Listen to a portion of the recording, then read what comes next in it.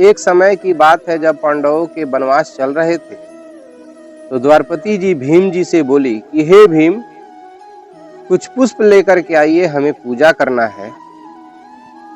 भीम जी जब पुष्प लाने के लिए जा रहे थे, तो रास्ते में देखे कि रास्ते पे एक वृद्ध बानर अपना पूंछ रख करके सो गया है। तो शास्त्र के अनुसार बताया जाता है कि किसी को उल्लंघन करके नहीं जाना चाहिए। तो भीम जी बोले कि हे वृद्ध बानर, अपना पूंछ हटा लीजिए, हमें पुष्प लाने जाना है। हनुमान जी यह बात सुन करके इग्नोर कर दिए। तब तक भीम जी क्रोध में आकर के बोले कि हे वृद्ध बानर, अपना पूंछ क्यों नहीं हटाता है? मैं चाहूं तो अभी उठा करके फेंक सकता हूं। हनुमान जी बोले कि हे भीम, कृपया करके आप हमारा पूंछ हटा करके साइड में रख दीजिए। मैं तो इतना वृद्ध बानर हूं कि मैं उठ नहीं सकता हूं, भला अपना पूंछ कैसे उठा के रख सकता हूं? यहाँ तक कि हमारा बात भी कांपता है, हमारे मुंह से बोली नहीं निकलता है। भीम जी क्रोध में आए और जा करके अहंकार में आकर के एक हाथ से उठाने का प्रयास किए पूंछ को कि मैं उठा करके फेंक दूं, मगर पूंछ टस से मस नहीं हुआ। फिर दूसरा हाथ से प्रयास किए भीम जी, मगर पूंछ टस से मस नहीं हुआ। अब भीम जी सोच रहे थे कि क्यों नहीं दोनों हाथों से ये पूंछ को उठा करके मैं फेंक दूं।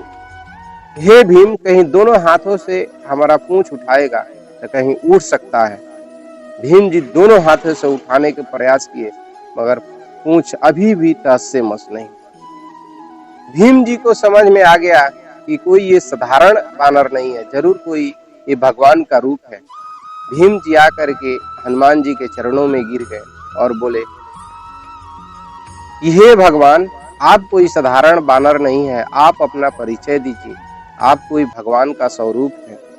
हनुमान जी बोले कि हे भीम, तुम्हारे पास बल है, मगर बल के साथ अहंकार है, इसीलिए अभी तक तुम हमें पहचान नहीं पाया। तुम्हारे पास बल के साथ विनम्रता होती तो तुम पहचान जाता। मैं पवन पुत्र हनुमान हूँ। भीम जी हाथ जोड़ करके बोले कि हे पवन पुत्र, आप हमें वो दृश्य दिखाइए जिस समय आप 100 योजन लंका पार करके गए थे। हनुमान जी बोले कि हे भीम, तुम जिद क्यों करता है? भीम जी बोले कि हमें विश्वास नहीं हो रहा है कि आप हनुमान जी हैं। जब तक वो दृश्य नहीं दिखाएंगे तब तक हमें विश्वास नहीं होगा। हनुमान जी बोले कि जय श्री राम।